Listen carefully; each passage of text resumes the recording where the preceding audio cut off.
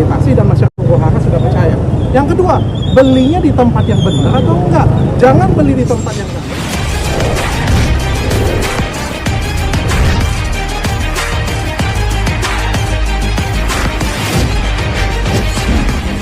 Apalagi ini dilakukan dari 100 hari kerja Ketua BPOM yang baru.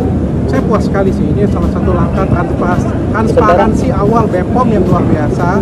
Saya juga kemarin sudah memutuskan untuk berhenti mereview skincare abal-abal. Bukan mereview semua skincare ya, skincare saya sendiri ya kenapa saya harus berhenti review ya, atau skincare yang aman kenapa harus saya berhenti review. Tapi skincare berbahaya, saya pikir saya tidak berhak untuk melakukan review tersebut. Dan ketika saya lihat Ketua BPOM yang baru, ini suatu langkah awal yang luar biasa, dan saya ikhlas untuk berhenti, untuk pensiun, untuk review, karena BPOM-nya sudah luar biasa sekali. Dokter Richard, tadi momen haru Dokter Richard minta maaf dan mengembalikan bahwa tupoksinya balik lagi ke BPOM. Setelah sebelumnya 7 tahun Dokter Richard pionir mereview skincare yang mungkin berbahaya, itu gimana dok sampai bisa tertutup itu? Ya sekali lagi, saya sampai beberapa bulan terakhir saya masih berpikir apa yang saya lakukan itu benar ya, karena saya itu pengen kasih edukasi ke masyarakat, pengen kasih tahu ke masyarakat yang mana yang benar, yang mana yang salah, dan cukup berhasil. Masyarakat itu cukup tahu skincare yang merkuri bagaimana, penyalahgunaan hidroquinone bagaimana. Harus 7 tahun kalian coba lihat, masyarakat itu tahu ini skincare abal-abal. Dulu nggak ada yang tahu. Orang tuh nggak ada yang tahu bahwa ini etiket biru abal-abal. Sekarang orang sudah tahu semuanya. Tapi sekali lagi setelah saya renungkan, karena banyak huru-hara yang terjadi, ternyata ini bukan tugas saya, ini adalah tugas BPOM. Dan ketika tugas saya diambil oleh orang lain, ditiru oleh orang lain, dan tidak sesuai dengan tupoksinya, akhirnya huru-hara seperti ini terjadi. Mohon maaf ya, kalian boleh lihat ya, yang dulu jualan skincare abal-abal, ini tanpa menyinggung siapapun ya, yang dulu jualan skincare abal-abal, sekarang apa kerjaannya? Review skincare abal-abal. Beneran, bahkan bukan dokter dulu jualan hidroquinone sampai 7%, sekarang kerjaannya apa? Nge-review skincare abal-abal. Bagaimana cara nyucinya? Kan saya jadinya, aduh kok cara saya ditiru untuk contoh, tapi tidak baik kan? Makanya saya bilang, ini sudah nggak baik lagi, ini sudah tidak tepat lagi. Makanya saya bilang saya mundur, dan saya mengakui saya salah, ini pekerjaan bukan kerjaan saya, ini harusnya pekerjaan BPOM. Saya mundur dengan ikhlas, dan saya balikin semua ke BPOM. Dan saya harap BPOM juga bisa mengemban tanggung jawab ini penuh.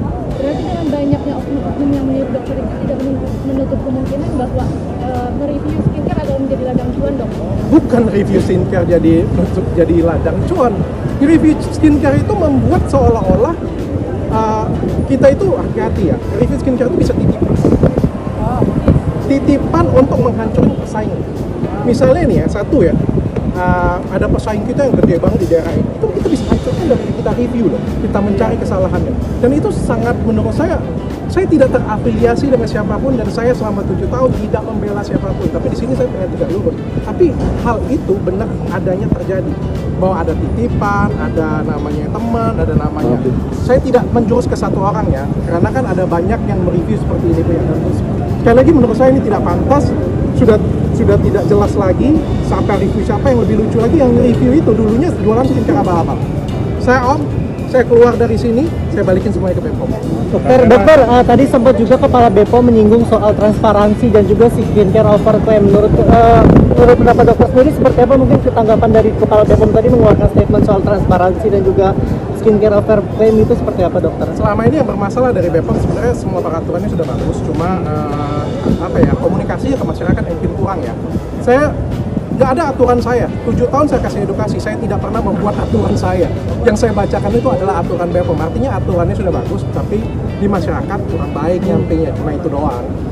Yang lain menurut saya sudah bagus banget. Nah, ketika kita ada dialog terbuka seperti ini, menurut saya itu langkah awal transparansi yang luar biasa dari BPOM. Transparansi di situ. Bagi saya, produk yang overclaim itu harus diteliti lebih lanjut, dan menurut saya itu adalah tugas dan tanggung jawab BPOM. Mohon maaf ya, saya ngomong di sini berdasarkan keilmuan ya. Yang pertama, lab yang periksa itu benar atau tidak. Jangan sampai lab yang periksanya tidak benar, tidak terakreditasi, dan masyarakat Huru-Hara sudah percaya. Yang kedua, belinya di tempat yang benar atau enggak. Jangan beli di tempat yang enggak benar terus diiklan ke brand kita, itu kan jadi salah. Saya pun jadi reviewer itu sangat berhati-hati sekali. Dan yang paling pas untuk mereview ini semua, BPOM kalau beli itu pasti di tempat platform resmi. Yang kedua, BPOM kalau menemukan kekurangan kesalahan, BPOM selalu mengajak diskusi dua arah. Apa ini kurangnya? Kenapa seperti ini? Ditanya loh. Jadi ditanyain, sekali lagi saya tanyain. Dan ini kan tidak dua arah. Review pribadi ini kan tendensius dan tidak dua arah. Makanya saya bilang, satu-satunya yang berhak untuk pemeriksaan adalah Bepom. Satu-satunya yang berhak nangkap maling adalah polisi.